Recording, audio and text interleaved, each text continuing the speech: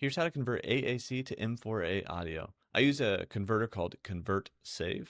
You can just drag and drop right into it, select the output, in this case M4A, and you can hit convert, and it saves it right next to where that file came from. You can find this at convertsave.com, or there's a link in the description down below. I created this software with my brother.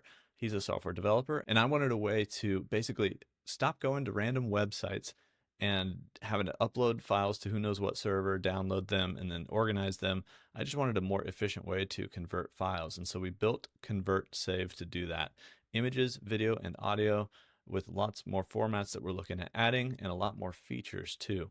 Right now, you can just drag, drop, convert, save. There's also some advanced options where you can do like resizing, cropping. For audio in particular, you can change the bit rate. You can trim out certain sections of video or audio and save it as audio. So there's a lot of different features. I'll show you how that works, but pretty much it's an offline file converter for Windows and Mac.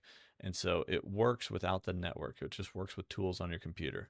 In the advanced options here, you can see the conversion we're doing and then the tool that's being used, and then basically this like code or these commands that are being sent to the tool to tell it how to convert something. And you can add in custom commands, but also you can go into the options builder and do like volume or bit rate or audio filters and all this different stuff. And we're working on adding even more user-friendly options. And so you apply these and you can make that your default custom command. It will go ahead and overwrite whatever the other default options are.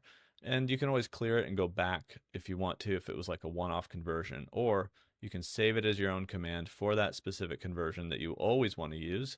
And it's as simple as dragging and dropping, convert, save. That's how we came up with the name. So I appreciate your guys' support. If you go check it out, let me know in the description or in the comments down below what you think. If you use it, if it's a part of your workflow.